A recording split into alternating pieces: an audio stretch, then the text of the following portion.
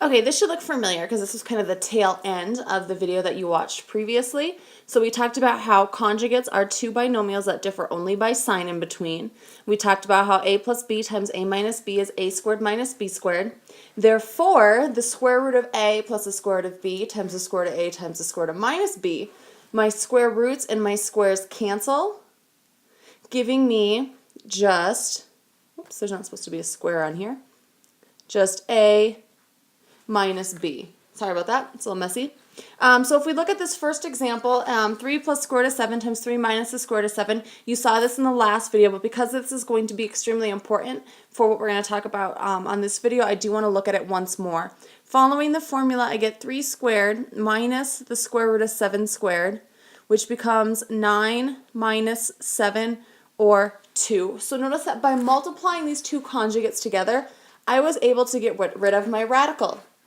And if you remember from a previous video, we do not want radicals in the denominator. Before we looked at what happens if you have a denominator with a radical that's a monomial. Well, remember we multiplied top and bottom by that monomial radical. Well, now we're going to talk about what about if there's a denominator with a binomial? And if we want to get rid of that radical in the denominator, we call that rationalizing the denominator. So I set up this tree map here. So rationalizing a denominator means no radicals in the denominator.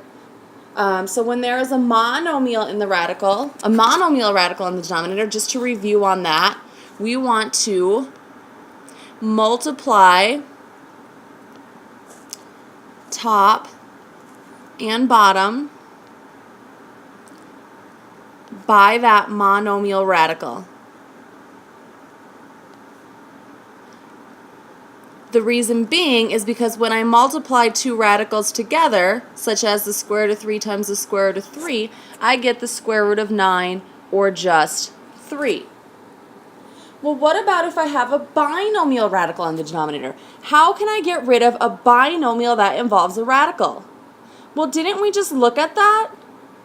Couldn't I get rid of a binomial that involves a radical by multiplying it by its conjugate? Because all my radicals disappear in the end and I end up with a number. So, binomial radical in the denominator, I'm going to multiply top and bottom by the binomial's conjugate.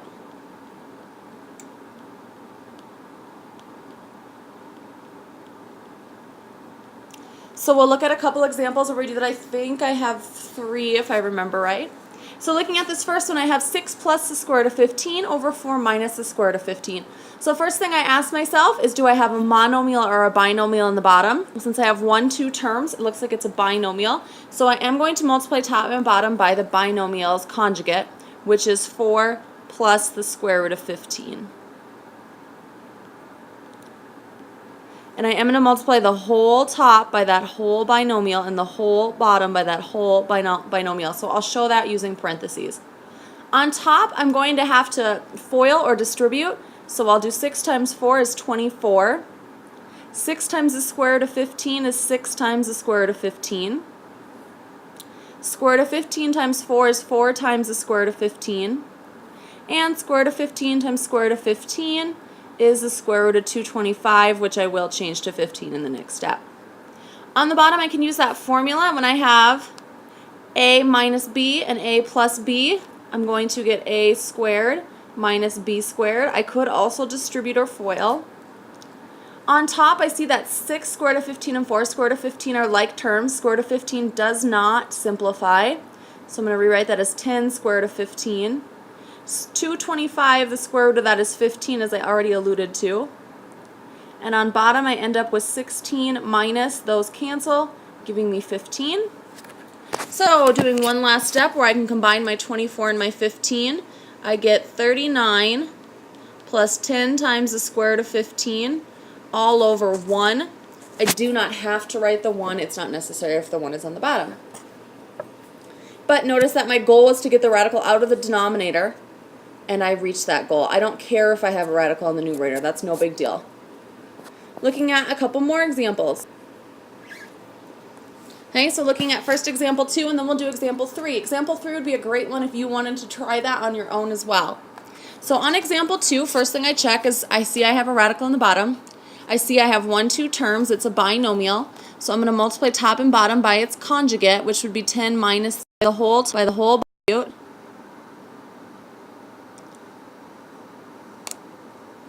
49. I just realized my arm had hit something, my hand hit something, so I'm going to just really quick re-summarize what I just did in case I had it had not recorded. So I multiplied by 10 plus square root of 7's conjugate on top and bottom, which was 10 minus square root of 7, and then on top I just FOILed it out. So 3 times 10 gives me 30. 3 times minus square root of 7 gives me minus 3 square root of 7. Minus 2 square root of 7 times 10 gives me minus 20 square root of 7. Minus 2 square root of 7 times minus square root of 7 gives me a plus 2 square root of 49. And then on the bottom, I'm going to go ahead and use my formula, and I'm going to get 10 squared minus square root of 7 squared. So then cleaning up just a little bit on top, I'm going to have 30. I have a couple like terms here, giving me minus 23 square root of 7 plus 2 times 7. Looks kind of like a minus, but it is a time since the square root of 49 is just 7. Over 100 minus 7, which this is going to become 14. And 14 plus 30 is 44. Minus 23 square root of 7 all over 93. If there was anything that all three of these could be reduced by, I would do it, but I see that there's not. So continuing on to my final example, example 3. Like I said, this would be a really great one if you wanted to try to pause it and try it on your own before listening to what I do. All right, now that you had a chance to try it, I noticed that I have a radical on the bottom and I do have a binomial, so I am going to multiply both top and bottom by the conjugate, which is 2 plus the square root of 6, giving me on top 8 plus 4 square root of 6. When I distribute the 4, distributing the minus 3 square root of 3, I get minus 6 square root of 3, because the 2 and the 3 out front can multiply. Minus 3 square root of 3 times square root of 6 is minus 3 square root of 3 times 6, which is 18. All over 2 squared minus square root of 6 squared. From here, I notice that I do not have like terms on top. I will not always get like terms like I have in the past. This is not a perfect square. However, I can take a 9 out of it. So I'm going to say that I have 8 plus 4 square root of 6 minus 6 square root of 3 minus 3 square root of 9 square root of 2 all over 4 minus 6.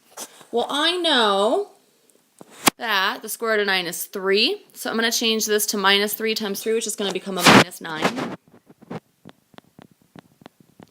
Notice everything else stays the same. And on the bottom, 4 minus 6 is negative 2.